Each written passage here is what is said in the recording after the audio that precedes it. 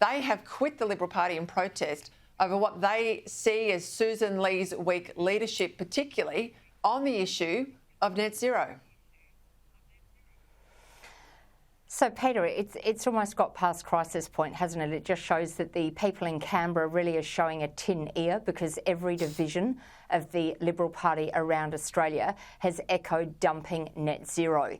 And that's unfortunately what you end up getting. I mean, in 2022, we saw that there was the net zero policy. How did that go for the Liberals? In 2025, we saw again, OK, Tim Wilson won Goldstein, but we lost Bradfield. It's like sort of bashing your head up against a brick wall and expecting that brick wall to fall over one day. At one point, you've got to cut your losses. And you know what? Yes, it may well be 24 or 48 hours of negative headlines, but they've got to take the fight up. They've got to take the fight up to Labor. I don't care what Simon Holmes at court, I know that we'll get on to him soon, said today. Susan Lee and her leadership team are falling for the three-card trick every single time. They're doing Labor's work for them. They're attacking their own colleagues, and it's not good. What they need to do is they need to take the fight for the Australian people to get cheaper electricity prices, improve our cost of living, and actually make this a real contest of ideas. And I do have to say that after 24 years in any job, you would hope that somebody's performance would be a lot better than Susan Lee's. I don't know her, I've never met her, but she's been in Parliament for 24 years. And surely, it's just one disaster after the next at the minute. It's the next headline waiting to be written. And as you said, Dennis, Shanahan, after 40 years, it's got to a pretty serious stage. Yeah, I don't understand this argument from Simon Holmes at court that so spooks the left-leaning Liberals, the moderate Liberals, James, because they say, we've got to hang on to net zero, otherwise we're going to lose these teal seats. Well, mate, you've lost them. You've had net zero in your kit bag for the last two elections and you've never had a worse result. You've got net zero on the table. You have not jettisoned it and you're at a 24% primary. Hallelujah, what does that tell you? Like, wake up. When you haven't had net zero there, you have done well electorally. When you've opposed a carbon tax that everybody said, please don't do it, don't do it, don't do it, you win in a landslide.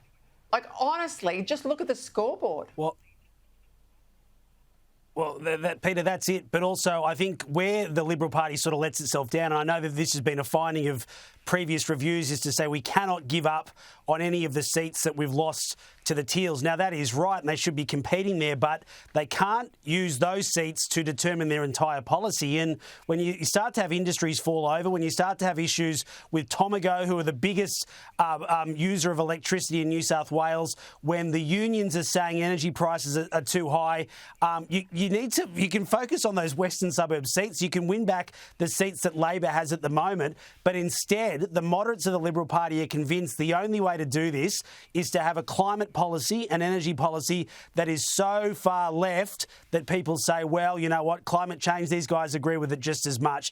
We're talking about the Matt Keens of the world, the Andrew Braggs of the world, people that I think, are Liberal light, that I don't think are really what the party should be all about. And until they figure that out and actually offer that point of difference, which includes scrapping net zero, which includes backing coal, getting more gas into the system as well, talking about nuclear, getting that back on the agenda, well, they're going to be in opposition forever because this will just keep getting worse and worse and worse.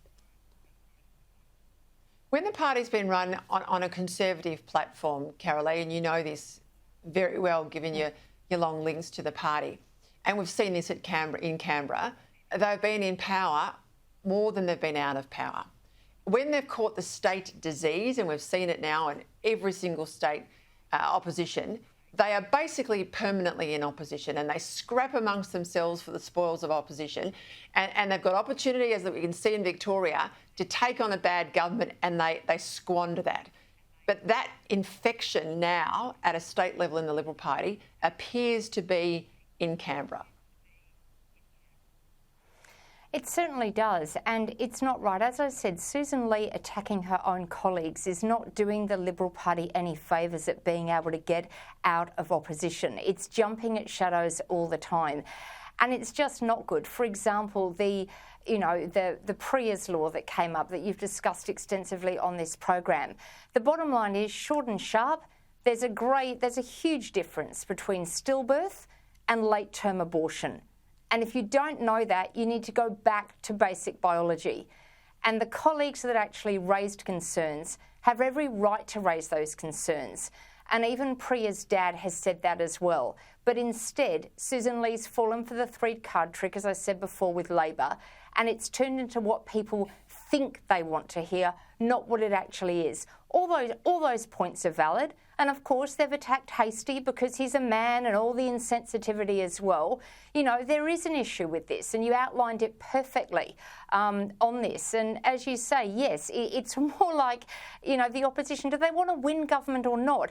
Get back to basics. As you said, I still remember the three things. Stop the boats, repeal the carbon tax, repeal the mining tax off the top of my...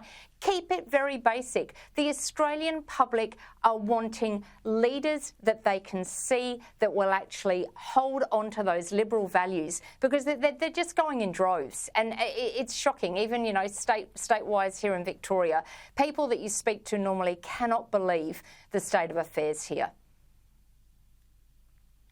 Well said. I'll leave it there. Thank you both.